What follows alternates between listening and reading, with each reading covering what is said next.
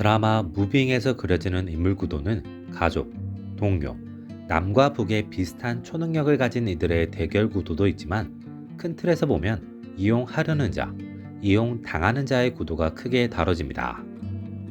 이번 영상에서는 그 구도 속에 있는 주요 인물들에 대한 분석을 해보도록 하겠습니다. 극에서 이용하는 자의 대표적인 인물은 한국의 민용준, 북한의 김현성, 미국의 마크가 있습니다. 이 셋의 공통점은 피해자에 대한 고려가 전혀 없다는 것, 초능력자를 이용하는 것과 그들의 희생에 별다른 관심도, 감정도 없다는 것, 그리고 스스로가 가진 명분이 확실하다는 점입니다. 차이점은 마크의 경우 능력자를 양성하기 위해 어린아이들을 모아놓고 그들을 극한의 상황에 몰아넣어서 강제로 능력을 개발시켰다는 것이며, 민용준은 어린 아이들에 대한 가능성은 파악했지만 비교적 무난하고 자연스러운 환경을 만들려는 시도는 했다는 것입니다. 대신 민용준은 성인인 능력자를 테스트할 때는 거침이 없었습니다.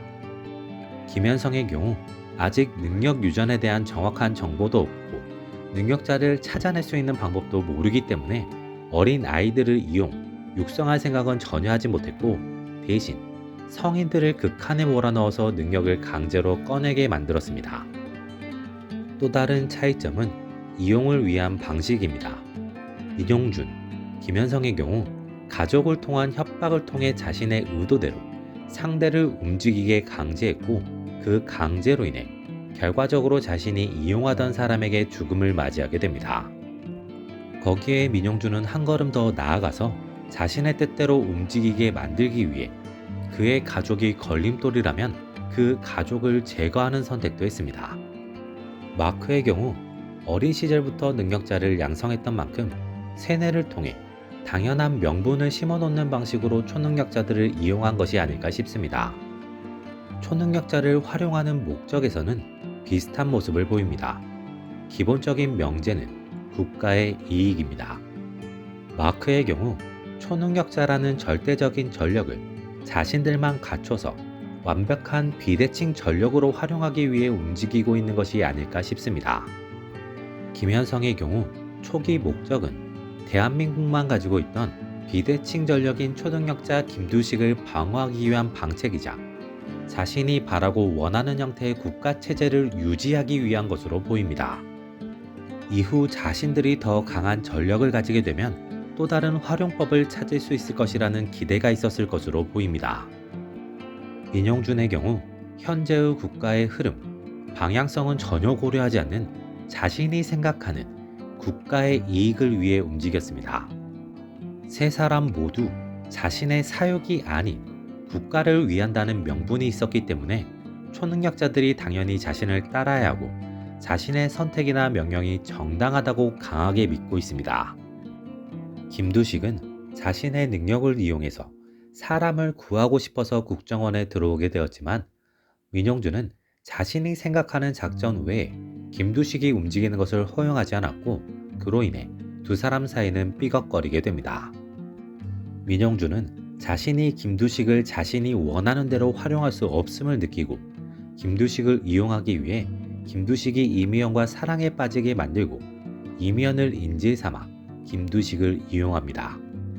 김두식은 이미연을 지키기 위해 자신이 믿을 수 있는 동료인 장주원을 이용해서 이미연을 지키고 자신 나름대로의 임무를 마무리하고 돌아와 이미연과 새로운 삶을 시작하게 됩니다.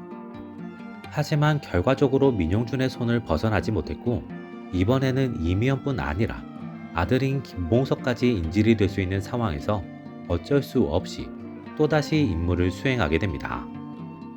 김두식은 임무의 완성 후 가족에게 돌아가는 삶도 생각했었겠지만 결과적으로 작전에 실패하거나 자신이 잡히면서 만들어지는 끝을 바랬을 수도 있습니다. 김두식은 민용준의 작전이 국가가 명령한 공식 작전이 아니라 민용준이 바라는 개인적인 작전이었음을 알고 있었을 가능성이 높습니다. 그로 인해 자신이 죽거나 포로로 잡히면서 임무를 실패했을 경우 돌아올 리스크에서 벗어나기 위해서라도 모든 상황을 모른 척할 수밖에 없어지고, 그렇게 되면 자연스럽게 이미영과 김봉석에 대한 압박도 사라질 것이라고 생각했을 가능성이 높습니다. 그래서 탈출에 대한 생각도 없고 그저 포로의 삶을 순응하듯 받아들였던 것으로 보입니다.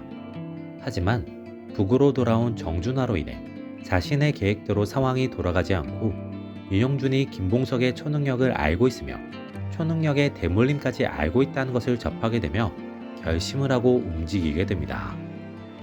김덕윤은 북한이라는 체제 속에서 그 체제의 문제점을 잘 알고 있고 동시에 자신이 그 체제를 바꿀 수 없다는 것까지도 너무 잘 알고 있는 인물입니다. 하지만 필요할 땐 반발도 하고 자신의 생각을 전하기도 하는 강단도 있는 인물입니다. 이 인물이 물러나거나 하지 않고 자리를 지키는 이유는 피해를 최소화하기 위해서인 것으로 보입니다. 자신이 하지 않으면 더 많은 사상자가 생기고 더 많은 위험 요소가 생기며 더 파괴적이고 더 문제가 되는 방식으로 사람이 고통받게 될 것임을 너무나도 잘 알고 있기 때문인 것으로 보입니다. 반대로 그러한 인간적인 마음으로 인해 상부에서는 김덕윤을 적임자로 판단하고 자신들이 원하는 결과를 얻어내기 위해서 그를 철저하게 이용합니다. 김덕윤의 최종 목표는 모든 것의 리셋이었던 것으로 보입니다.